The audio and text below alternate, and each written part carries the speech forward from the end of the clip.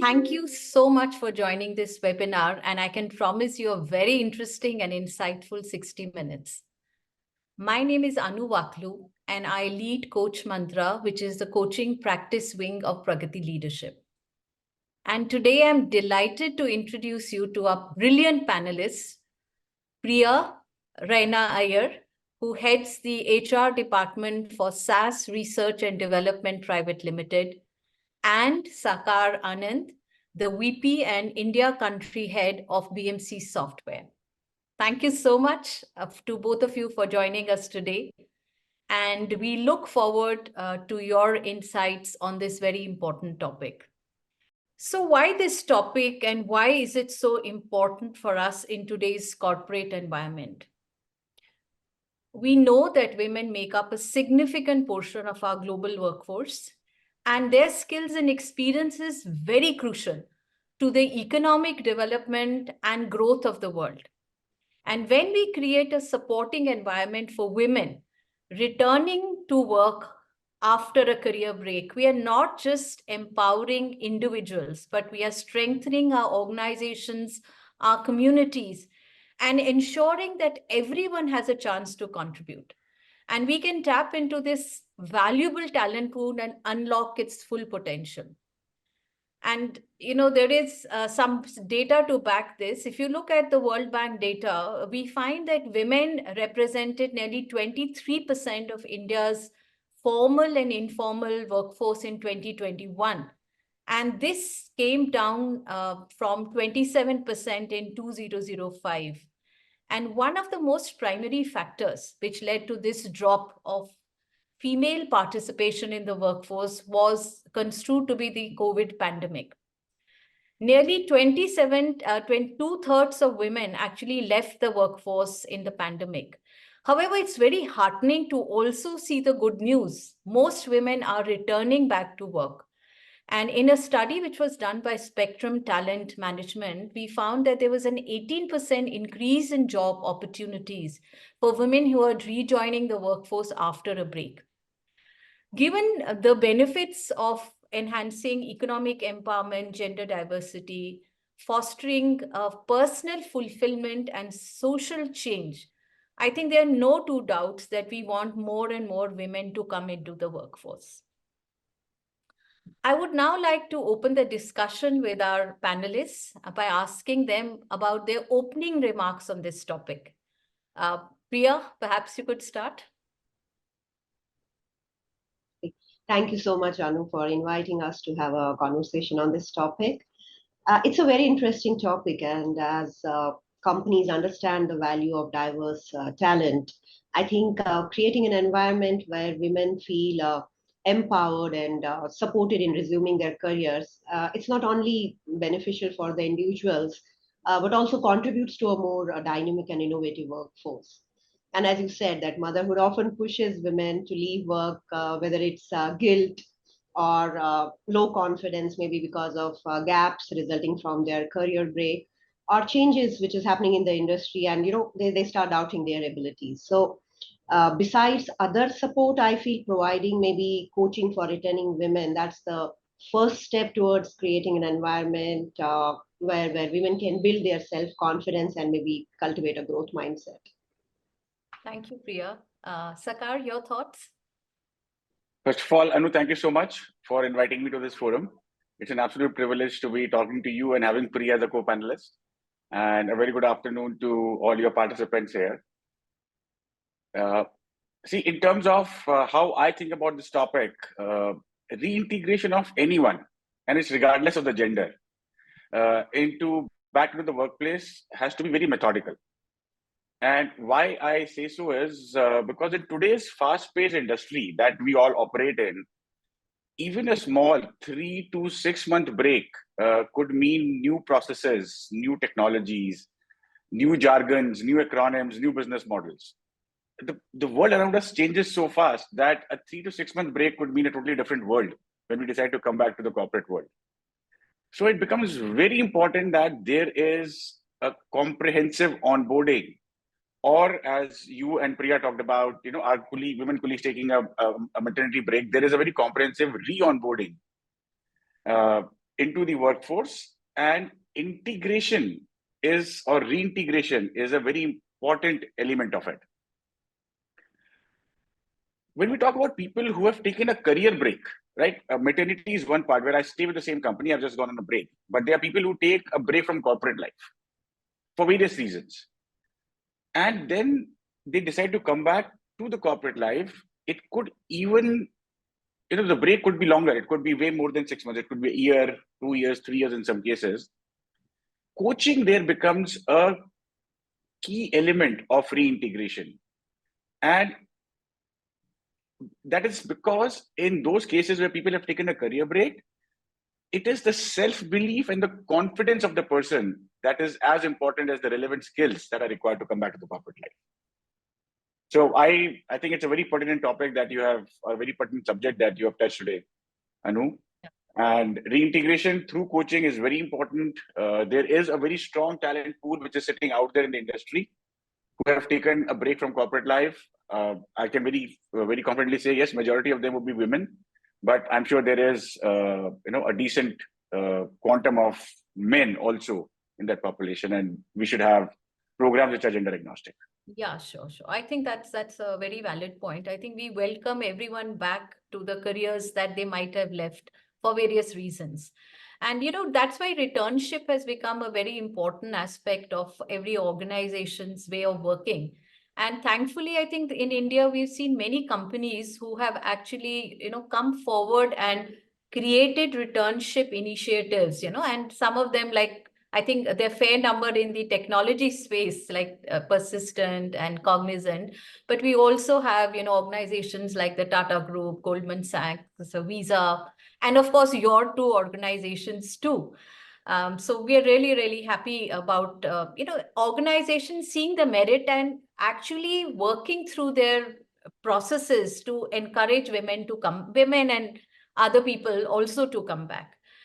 So Priya, Sakaar, I just wanted to ask you that, you, both of you in, BMC for sure, and I think SAS, of course, has some very interesting initiatives. So I just wanted to ask you to share a little bit about your own organizational experiences with these returnship programs. And if you can share a couple of success stories, that will be excellent. So Sakaar, your turn. Now, yes. Okay, sure. No, Okay. I wanted to say that let Sakaar go first. Yeah. Okay, all right, okay. All right, I'll go first. So in BMC, we did roll out returnship around the same time last year. So it's been in place for close to a year now. And it's been quite successful in terms of number of people that we've been able to hire through this channel. And the biggest thing again for us in this program was it was gender agnostic. Anyone who had taken a career break was encouraged to come back, to the workforce through this channel. And I'm constantly using the word channel, and I'll talk about why I'm using the word channel later. Yeah. And we have hired as many men as we have hired women.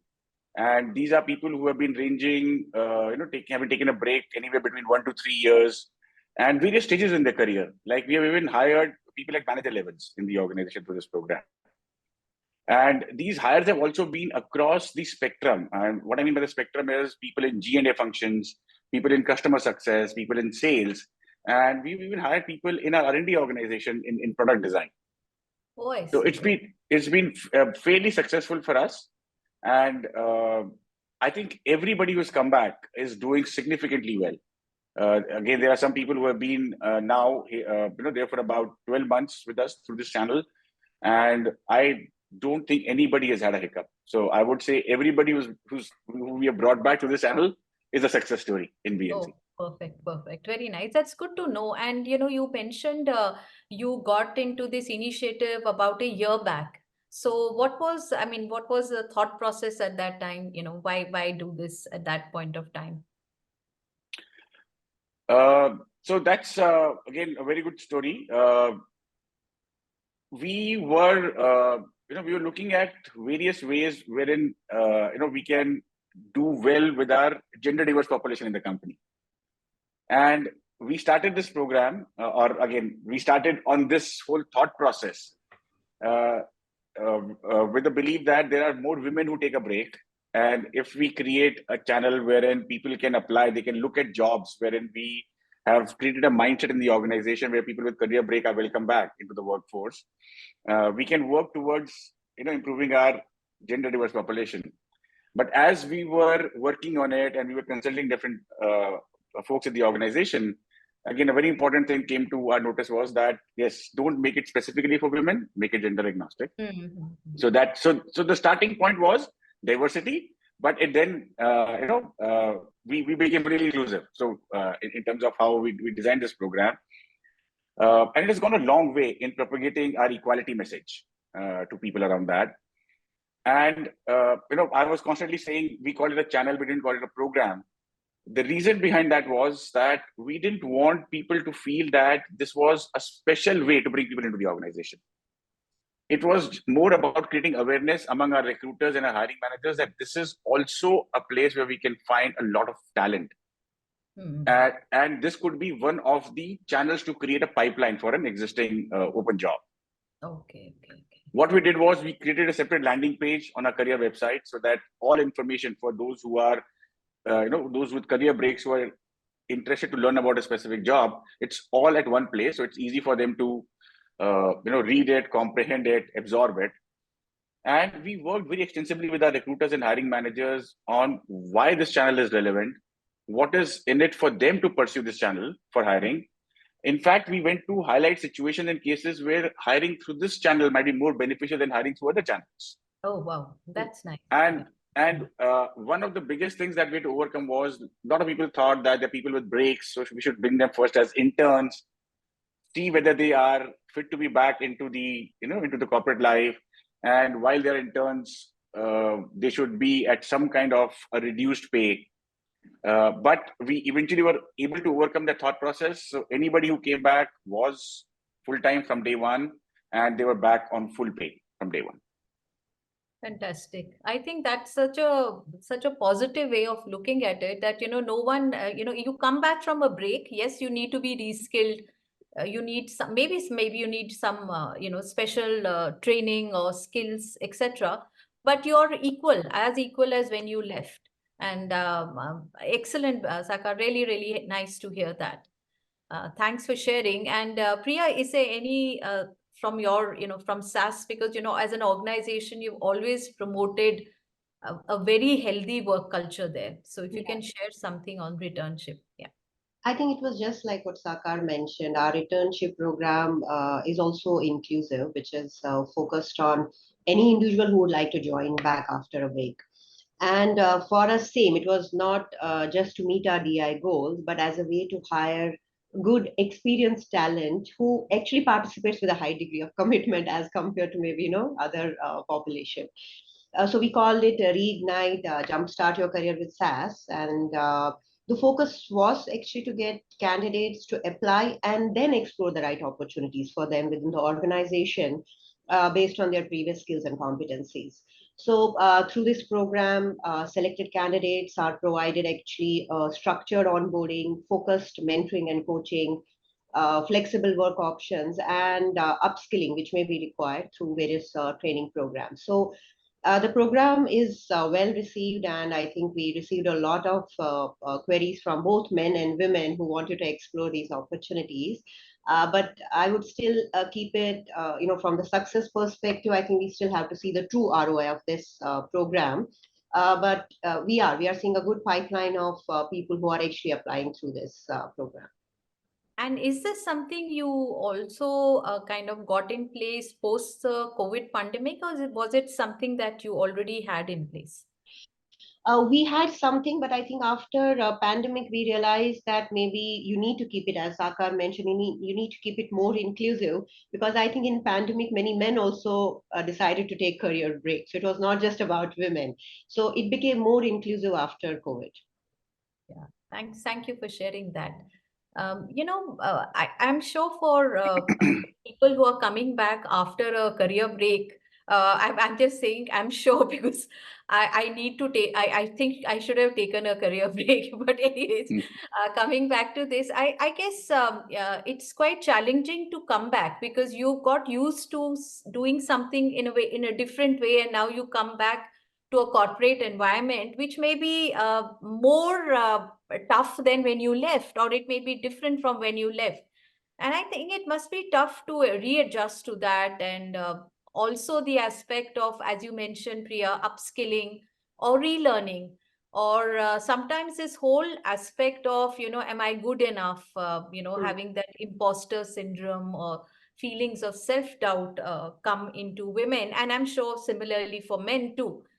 So Priya, and I'll come to you first this time round, that what have you observed as challenges that you had to overcome to make sure that the program initiative that you got for women and men is a success? What are the challenges you faced? Like, when people were returning to work, what was going through them? I think for us, the biggest challenge was actually to find the right opportunity for them, because ultimately you have to assign them to various skills, various departments, various managers, right? So for us, we were getting applications from all the streams, from all backgrounds. So first starting point was actually to find the right opportunity, or maybe we are looking for somebody with full stack, but we are getting somebody with just C knowledge, right? So that upskilling part and sort of telling managers that, oh, this is an initiative where you have to invest in these resources.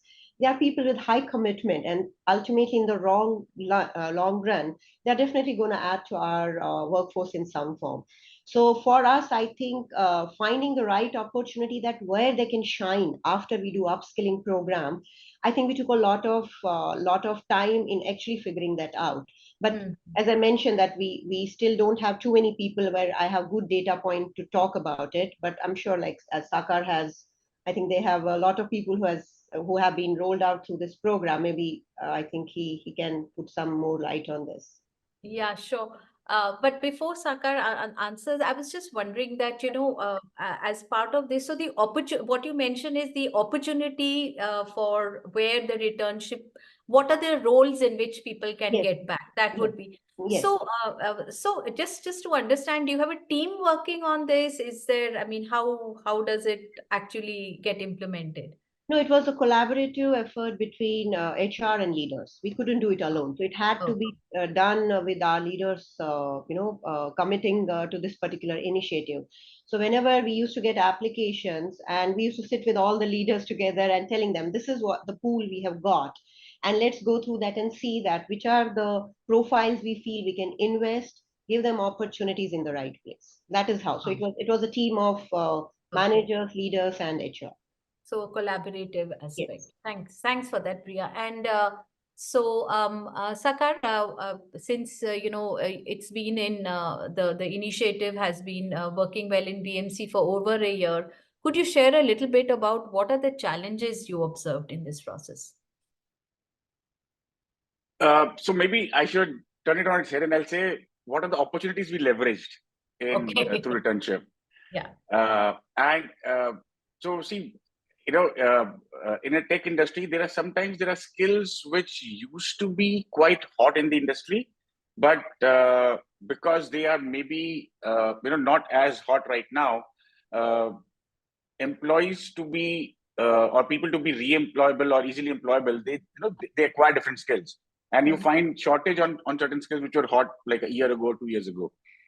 We found that if we needed people in those skills, folks who took a career break a year ago, 2 years ago, still had those skills. I see. So in this pool of talent, we could actually find people skilled in areas that were hard to find right now among people who are actively employed.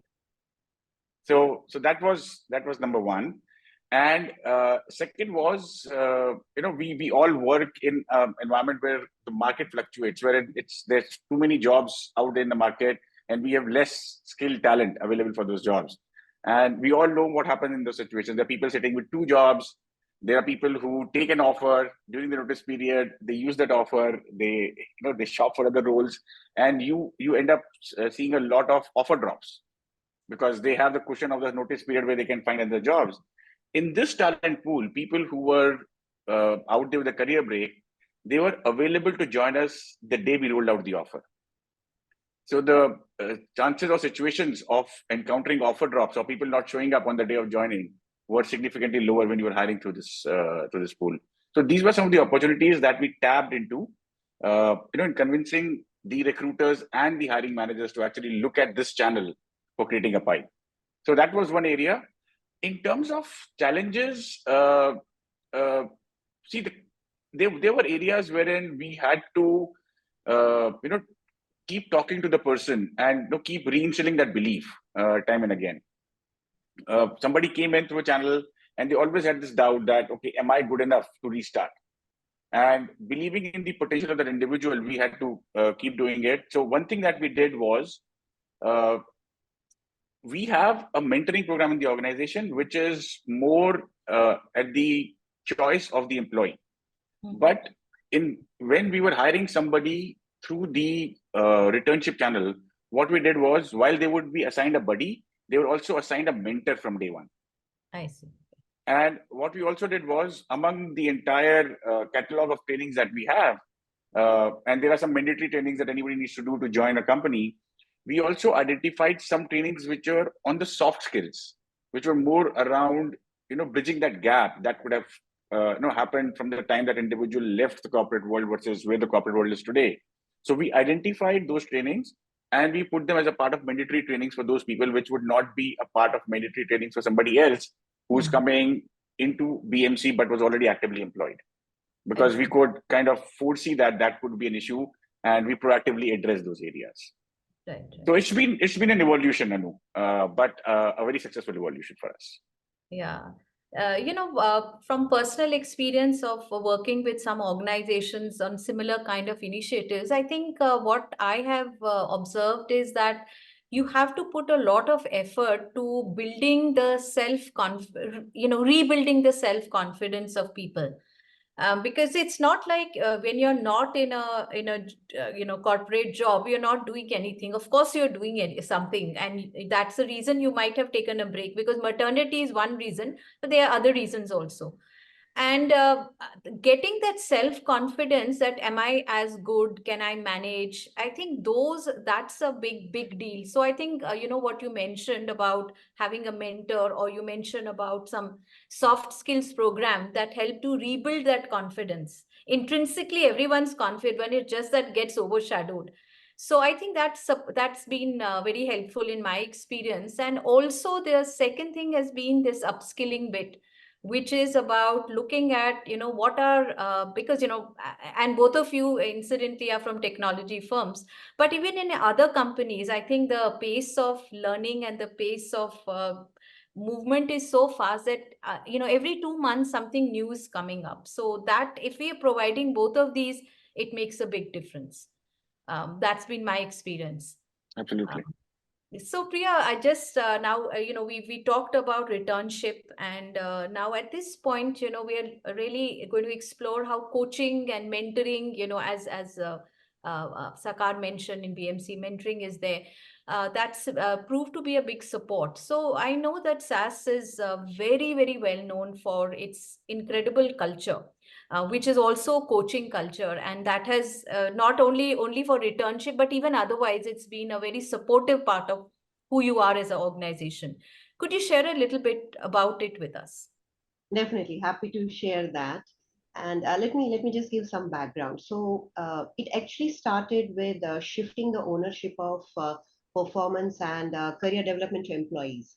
As we wanted to replace the traditional process with a simplified, coaching-oriented process, more focused on development and career growth. And for that, it was essential to get a supportive environment, practices in place, and the main key element was actually changing the role of a manager to a coach. So we Uh-huh. decided that we don't have managers, we have coaches. And this transformation actually required a shift in the attitude. So all the leaders were trained to act like coaches, and the mantra was, you can't be a great manager if you're not a good coach.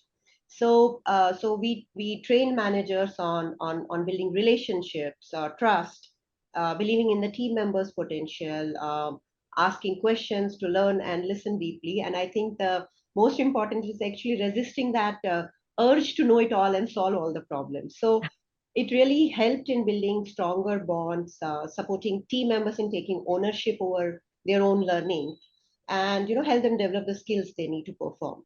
So, and the main gist was actually in the frequency and the quality of conversations, which help actually in increasing transparency and trust between manager and employee.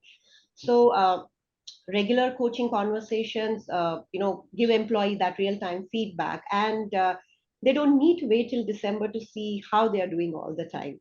And now it has actually become a part of our culture where our managers conduct regular coaching conversations and consistently provide development feedback. We call it feed forward.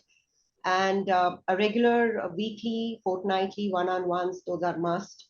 And I think when the manager invests so much time in an employee, it leads to high productivity and high rapport. Uh, if I just give a quick view of the framework, what we use, so it has three stages. So stage one is the prepare part of it, where you plan the coaching conversations by preparing insightful questions that will engage the person in understanding their behavior. Stage two is more about the engaging part of it. And the model, the framework, what we use for coaching is called Grow model, which is, starts with goal. You establish the goal, and then you examine the current reality, that where exactly you're standing right now. You explore the options which are available there right now, and from the will perspective, way forward, what exactly you would like to do to achieve that goal. We encourage managers to use RASA model for active listening, which is a very well-known model for that, which is about receive and appreciate and I think summarize and ask. I think that's a model for active listening. And stage three then is the support part of it, that where you have to provide training on the job development and remove obstacles which may be required for the employee growth. We follow SMART model again for objectives and managing these timelines. So the entire program of the coaching culture is based on employees and managers meeting once a week, fortnight, to discuss these inputs. As employees are owners of career development, so they are encouraged to drive the discussion in one-on-one meetings. So, and managers just play the role of a coach and provide support in removing barriers to success. It's feed forward rather than feedback. So focus is to support an employee to improve further rather than focusing on maybe what possibly went wrong in the past. And these conversations are actually used by managers to know more about employees' career aspirations, how we would like to implement learning and development plans for them, and maybe motivate employees to go beyond the scope of the role. And also when it comes to giving feedback or appreciating performance, so these opportunities are used. And as you rightly said, I think we are fortunately blessed with a strong foundation from the culture perspective, where employees are at the center of everything. And in fact, I think our CEO, Dr. Goodnight, is known for making this statement that, for employees first and customers second. I don't know how many CEOs actually can have a goal like that. So I think it was very easy for us to transform to this coaching culture.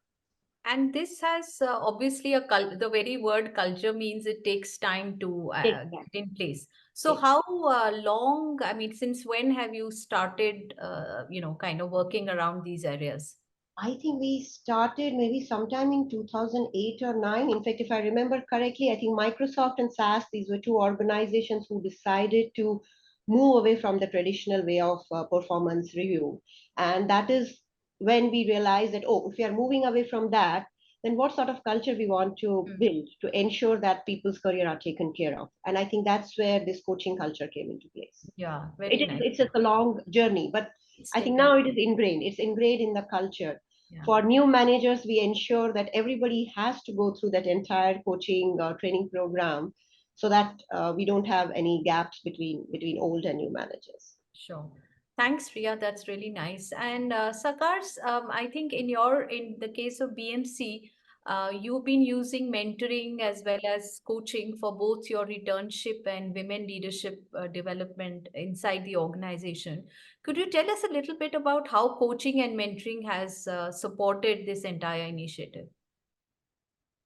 Sure. So I'll maybe, since you've talked at length about returnship, I'll maybe focus a little more about the role of coaches and coaching in developing women leaders. I think this goes back to the fact again as, why do we see especially in India and across various industries, that gender representation starts diminishing as we move up the career ladder. And I feel that there is some amount of self-imposed career ceiling, which is one of the biggest reasons for this diminishing representation at senior levels. And it has got a lot to do with our society, particularly how we raise a girl child and what expectations we have from them. So while at the workplace, we can address the systemic issues. And I should say that for my time in this industry, I've seen that companies have more or less addressed those systemic issues. But one thing which has moved rather slowly is our women colleagues taking a back seat in their career as they progress in their life. And that is what we wanted to address through coaches and the coaches mechanism, as to focus on this aspect of growth, which is very important. That aspiration to grow. And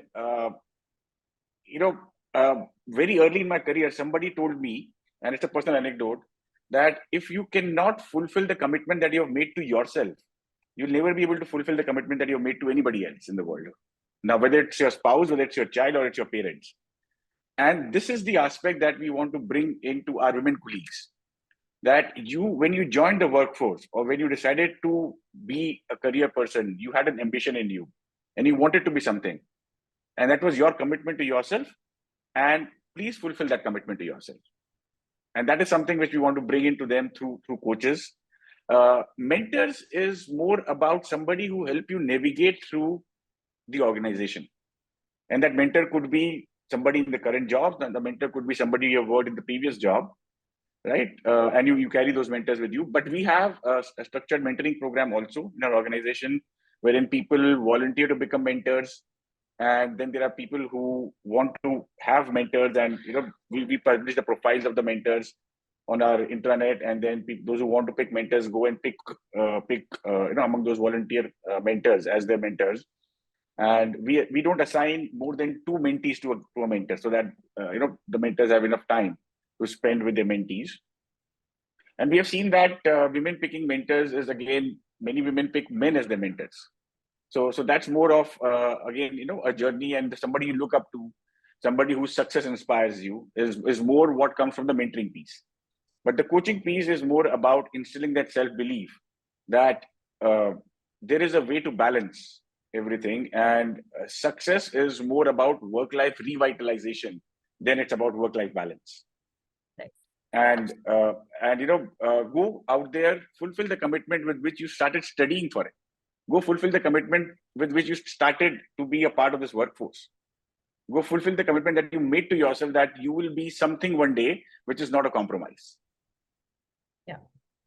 Yeah, absolutely. And I think, women do compromise a lot, and it's expected that they compromise. So anyone who stands up for herself is doesn't, you're not playing but you have to get women to understand you're not to play a popularity game. You have to follow your dreams. You have to follow what kind of brings that spark to your eyes. And I think both, so reconnecting to the purpose of your being is important. And I think both mentoring as well as coaching in their own way provides some support. That's not only for returnship, but even otherwise within an organizational context. And Priya, of course, this is not on returnship, but I think a very important aspect of an organization is the ecosystem you provide to enable women in particular and other people also to thrive. So I remember when we were talking earlier, you mentioned something about when women are on maternity leave, there's some things which are very different from what other organizations do. So I thought maybe you could share that little story with us. Sure. In fact, that's something which you're very proud of. And thanks again to our maybe a workplace culture, which is known for providing the best work-life integration. So I feel the environment at SAS is designed to encourage women to smoothly transition to work after maternity and balance both personal and professional commitments. And we are recognized as the best workplace for women for many years.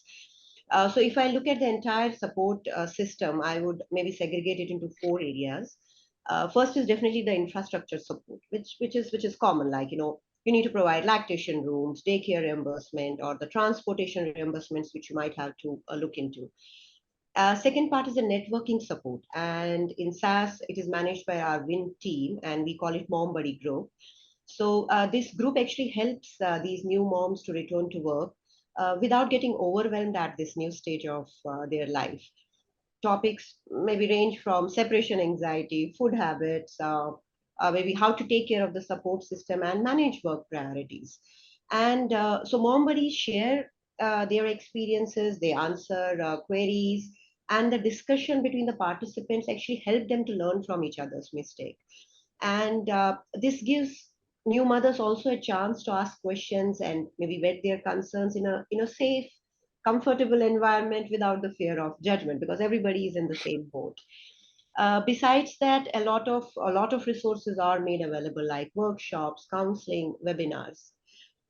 Third part is the workplace support, and where we have various work flexibility options to new moms to help them in coming back to work without feeling guilty, whether it's hybrid, half day working, extended leave. And we had all these options available before COVID. So after COVID, in fact, it became much more flexible, and the choice is still left with a mother to decide what option she would like to choose. But our analysis has been that what has made it successful is actually the sort of the career support we provide, which is vital to encouraging women to return to work after a break. So our coaching culture actually helped in creating an environment where women feel comfortable asking for what they need in order to smoothly settle back into work. And through coaching, I think managers help them identify their strengths, maybe areas where additional learning is required, and how do you develop strategies to integrate work and life successfully. And from the culture perspective at SAS, we are a very competency and value driven organization. So we ensure that the performance or promotion is not affected due to the maternity leave. So the employees' reviews, salary revisions, and promotion are not impacted, and the same consideration is given as any other employee. And we have many examples where women employees have actually been promoted during their maternity leave. And that's why if I look at our pay equity, it's very healthy. And we have in fact many levels and roles where women may be earning more based on their competencies. So this really helps mothers to maintain their professional confidence when they return to work. And I think that's why in last 10 years, I think we have 100% of our mothers returning to work after maternity. Fantastic. I think I'm going to apply it to SAS very soon. Anu, can I add there? We have a very similar program as Priya was talking about. We have, I think she was calling it the Mom Buddy, and we have a program we call a Sakhi program. Oh, okay. And it's exactly the same. The only thing is that a Sakhi to somebody who's going on maternity leave has to be a mother who has actually gone through this herself. And the Sakhi then remains in touch with the to-be mother throughout their maternity journey.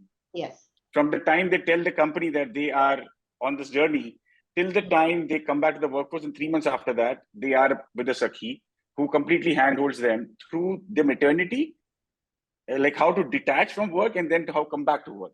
How to come back. Yeah, both are required. Yeah, absolutely. Yeah, and it's worked very well for us. And, like as Priya said, similar to SAS, I was looking at the data last 12 months, we have had 100% success rate in our women coming back to workforce after maternity.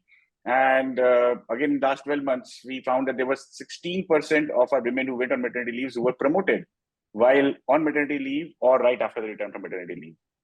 Very so nice. I think companies are really doing some good work, around this and accepting this as a fact that a star is a star and they always remain a star. Yeah.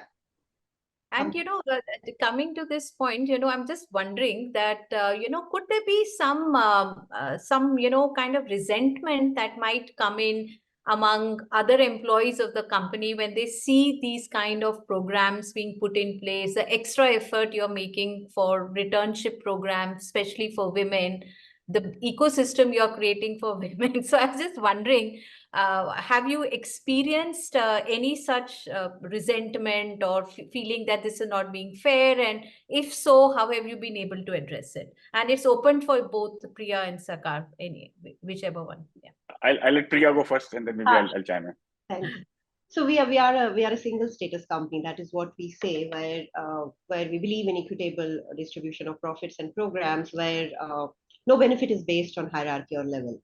But we these days we know that one size doesn't fit all, and hence you need to create that balance between equality and equity, where you treat people differently dependent on their needs. And I think that's what helps actually making your culture inclusive and engaged. And I actually feel that you achieve equality through equity, as you recognize that each person has different needs and provide the exact benefits needed to reach that equal outcome. So when we are looking at certain benefits only for women, we do explore and analyze whether this benefit makes sense for the entire workforce, like our daycare reimbursement, which was Yeah. implemented keeping our women employees in mind, but then we made it inclusive by rolling it out for all. Second is maybe our POSH policy, which is definitely as per the POSH Act, and you have to keep it specific to women. But we were like, why? Maybe men also need this type of a policy. So our POSH is like, even men can sort of reach out to the committee, and in case they feel any type of harassment. So people are treated at par based on their competencies, and I think not based on tenure, years of experience, gender, or qualification. And we categorize the benefits where we feel that, oh, we need to keep equity in mind. And I think maybe that has helped in handling any bias. That's a good approach, I think, to be fair to everybody and have an equitable mindset. So then no one feels it's unfair. Yes. Sakaar, from your side, any such experiences in BMC? See, we have actually been proactive in handling these biases. What we have done is we have run extensive campaigns to educate our hiring manager and our mid to senior leaders on the concept of equity and how equity is different from equality. And why we need to have or why we need to be deliberate in increasing gender representation at workplace, and especially in the leadership roles. So that's gone a long way. I personally have been involved in doing a lot of these conversations, and I did find that there were some pockets wherein there was this thought process that, is it some kind of a reservation, or is it some kind of a non-inclusive behavior that the company is actually encouraging? And I was happy that we did those roundtables with our leaders and our hiring managers, because at least what was in their mind, we gave them a chance to express it, and because they could express it, we could educate them. So we haven't really had glaring issues of these biases, or these biases hindering us from making a progress where we wanted to make progress. And like Priya said, there are a lot of our policies, even returnship for that matter, which started as something which we wanted to do for women, but as we were rolling it out, we realized that it makes sense for everybody. It makes sense to be gender agnostic. So even for us, our daycare reimbursement is for everybody, whether it's it's for mother or a father. And one thing that BMC has done, I think globally, maybe except for a few countries, is, and this again goes back to our push towards pay equity, is today when we open a job, we actually publish our pay, midpoint of the pay for that job. So when somebody's applying for a job in BMC, they know what is the midpoint of that job that BMC pays for that job. So there used to be these issues again earlier where they said that maybe women are not good at negotiating their compensation, and we wanted them to have an anchor point around which they can negotiate the compensation for the role that they're coming in. And our recruiters don't ask somebody who what they're making right now when they're interviewing with BMC. And what we pay them is not based on what they're making right now. What we pay them is based on what's our fair pay for that position. Yeah. And it's gone a long way in encouraging pay equity in the organization. Yeah, I think, what I'm picking up from both of you is that while returnship or reintegration of women is very much desired, and we can have initiatives around it, it's not going to work until we take a holistic aspect, view of it, which is you align it with equity, you align it with what is fair to everybody. And with that approach and building a culture that is supportive of this sort of equity approach, a coaching approach, would then make the entire reintegration work. Not just, you have a program for it and one initiative, tick in the box. That's not going to be work as well. So thanks to both of you. And there are lots of questions and we will just be opening, and my colleague Suhasini will run us through the question. I just wanted to share a framework that we at CoachMantra have when it comes to reintegration of women in the workforce. And I'd like to share that with you. So, as I think we are also really, really interested that more and more women rejoin the workforce. So so the framework that we have for that is called the returnship model. And here what we feel is that women, or for that matter men also, I'm just integrating everyone who wants to rejoin the workforce. It's like you want to take off. But if you want to take off, then we feel there are 3 stages in that. And the starting point is what's in your head at this point of time, what's in your heart at this point of time, vis-a-vis your life, your work life, your entire life. So the starting point is kind of looking at what are your core values, what are your core beliefs, how do you want to live your life, what is important for you career-wise. And once that identification happens, then to start coaching that individual, keeping the end objective in mind. So the second stage is really the coaching part. And the third stage is the woman really now has the orientation, has the skills, has the confidence in place, and is ready to take off. And at that point in CoachMantra, we just are available for conversation as and when required. So we'd love to learn, to get feedback from everyone who's on this webinar about how you see this model. And at this point, I would invite Suhasini to direct the question to our panelists so that the questions which have been put in the chat box can be answered. So there are lots of questions. So I'll request, Anu, you can suggest who will take the question, and maybe I'll request the panelists to be a little rapid fire in the answers. But one of the questions from Pragnya is, can you give examples of what kind of job roles people on returnship programs are offered? I think maybe we could ask Sakaar this question. See, as I said, we had spectrum of roles. We had somebody in pre-sales who joined us. We had somebody in information design who came back and joined us. We had people in our order services enablement function who joined us. We had people, we had a manager in product design who joined us. So, like if I talk about a technology firm like ours, it was the entire spectrum of the cross section.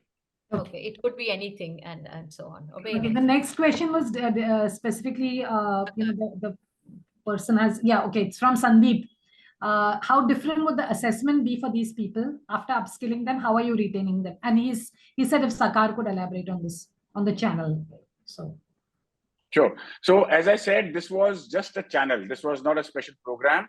So the assessment was the assessment that we would have for anybody in that skill who was actively in the job. So just because they're taking a career break does not mean that we had any additional assessment for them. We did not take them in the organization with a bias. We hired them because they were the best for the job. We did not hire them because we had a number to meet for people to be hired from a career break.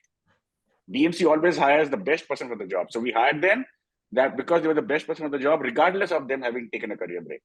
The only thing we did differently was that when we brought them on board, we made some certain trainings mandatory for them. We had a full-fledged training program, an upskilling program in place for them.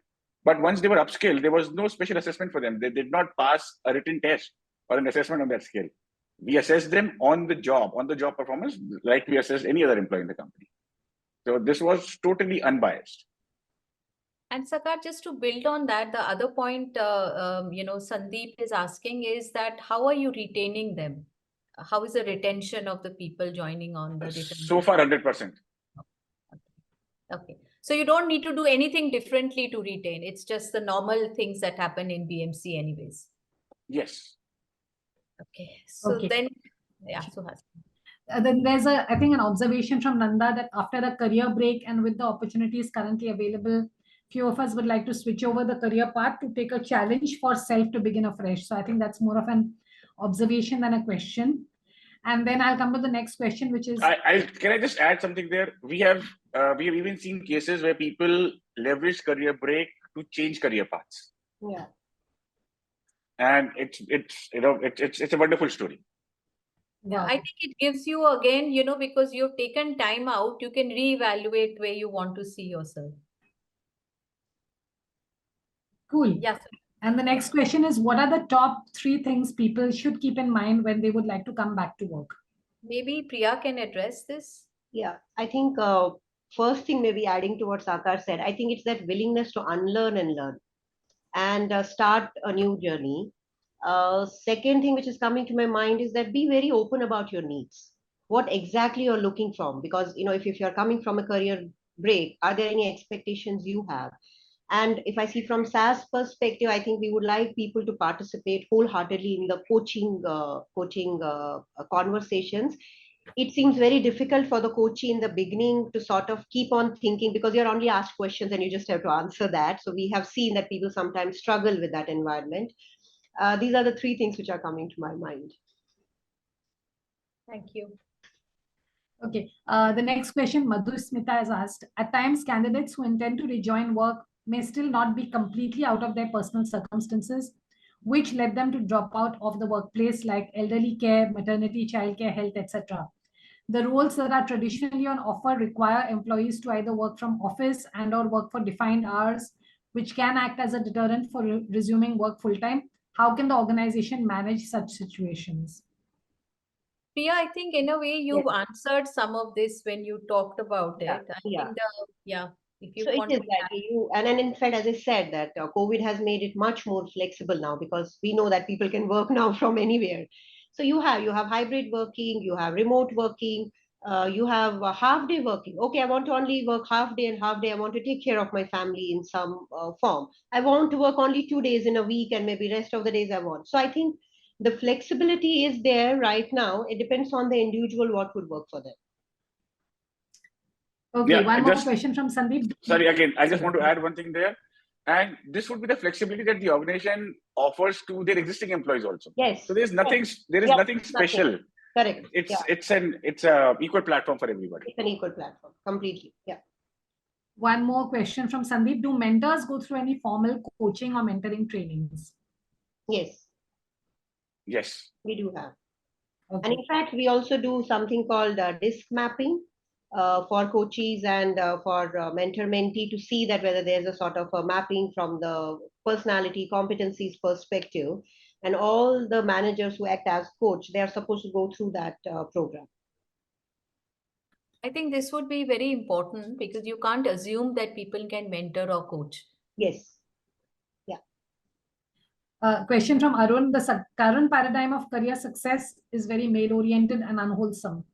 I think he's put success in double quotes. So the current paradigm of career success is very male-oriented and unwholesome. How can women leaders and their coaches foster a more life-affirming and more wholesome paradigm of success? Perhaps Sakaar can answer this. Sure. See, to me, success is very individualized. Right? There is no standard definition to success. What is success to me would be different from what is success to Anu, and very different from what is success for Priya. Right? And it goes to my commitment to myself. To me, success is my commitment to myself. Where did I want to be at this time in my life, at this time in my career? And that is my definition of success. So I think what we need to do as coaches is to see if we have been able to make that individual realize that they have been true to themselves. They have been true to the commitment that they made to themselves, and they are happy with where they are in life. That is, make people have that self-realization. Yeah. It's not that I wanted to be a CEO at this point in time. I wanted to be a CEO -1 or a CEO -2. That will vary from one individual to another.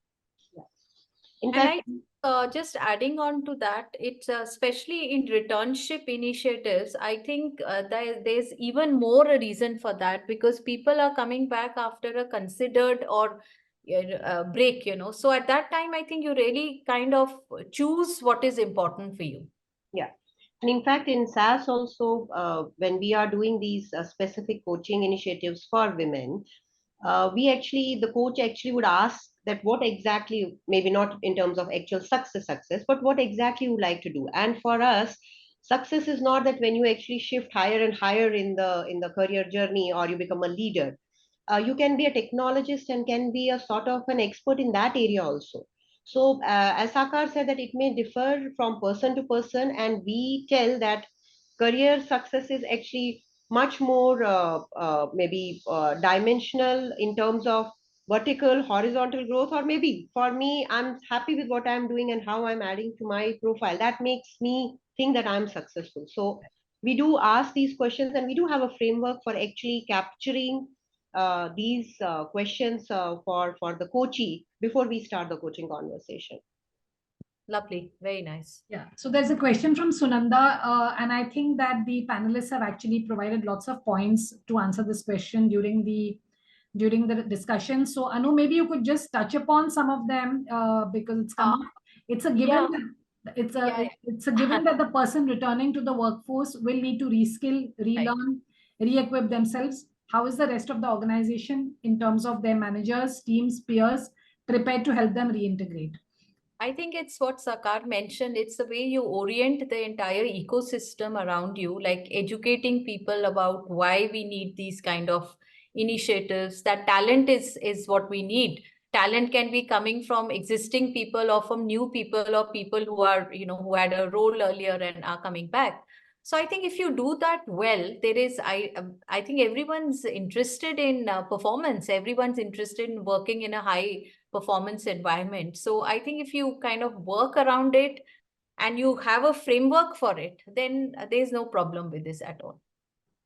And there's a the last, I think we've already this has already been answered. No, we have time for one last question. Do you offer part-time or work from home models for returning mothers? Yeah, it's there. I think Sakaar said it's for everybody. So yeah, Priya mentioned it.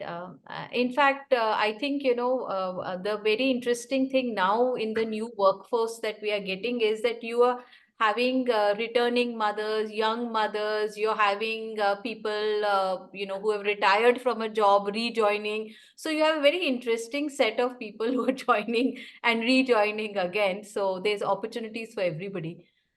So at this stage, I think I'd like to thank Priya and Sakaar. Thank you so very much for your valuable insights and for the support you and your organizations are providing for returnship programs and for women and for others. And I would like to thank everyone who's joined us for this webinar. And I hope you are leaving with some ideas about returnship women programs for women, and also about how coaching can be integrated into that for providing support and success. Thank you, everyone, and have a brilliant day. All the best. Thank you very much.